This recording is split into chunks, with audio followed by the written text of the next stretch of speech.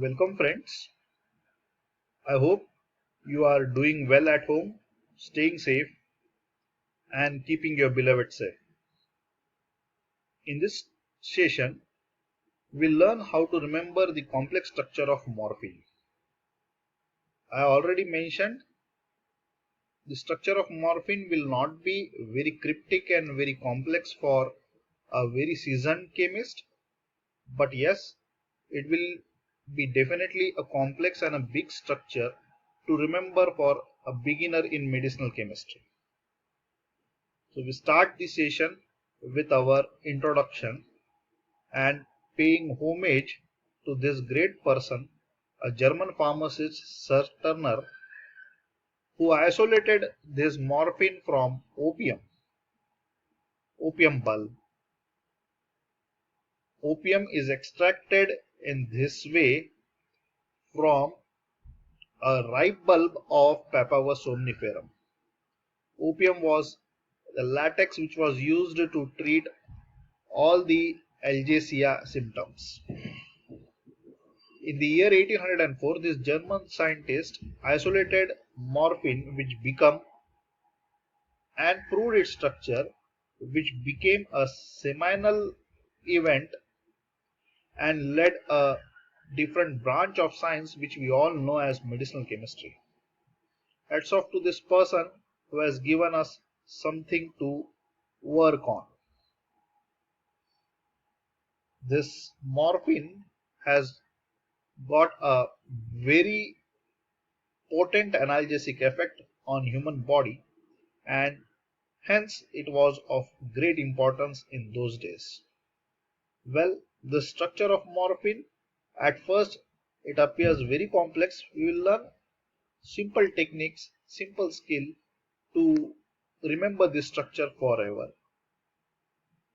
Well, everybody is well versed with the structure of tetraline. It's a simple hydrocarbon, aromatic hydrocarbon, where two rings are fused.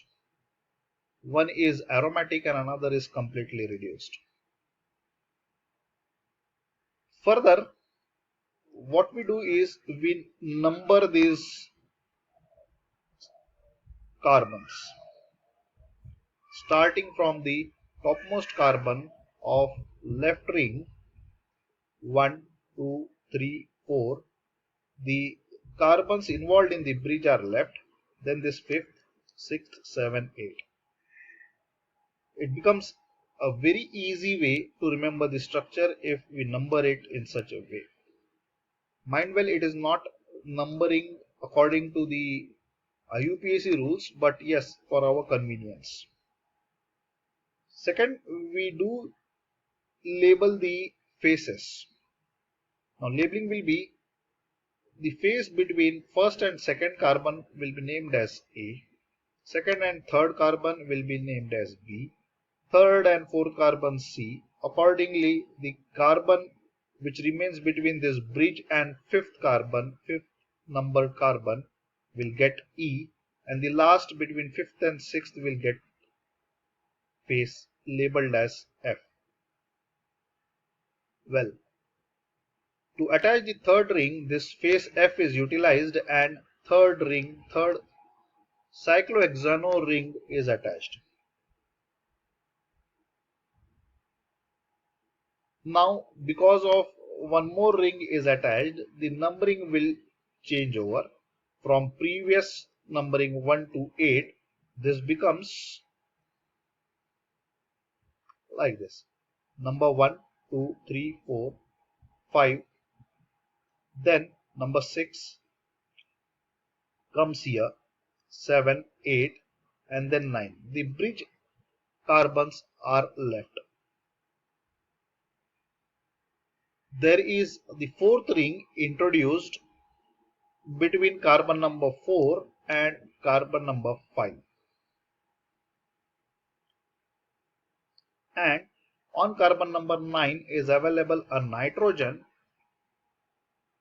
involved in the heterocyclic ring system, due to which it gives it an alkylyl identity.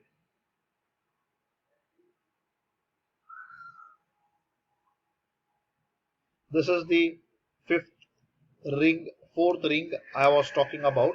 The fourth ring is present between position 4 and position 5.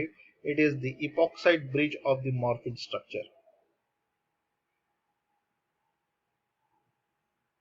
4 and 5.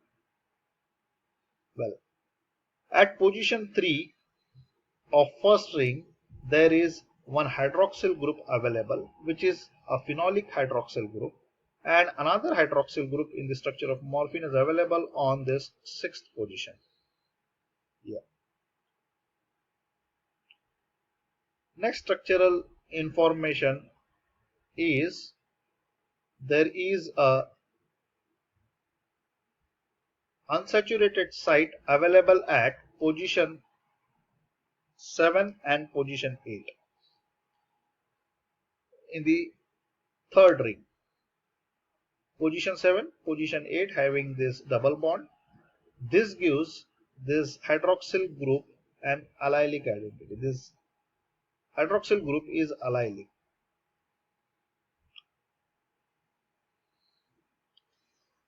The last ring which embeds nitrogen in the heterocyclic ring is the piperidine ring, which is drawn by just inserting one ethylene bridge, CH2 here, CH2 here, and joining this nitrogen to the carbon which is in the bridge of second, third, and this fourth ring.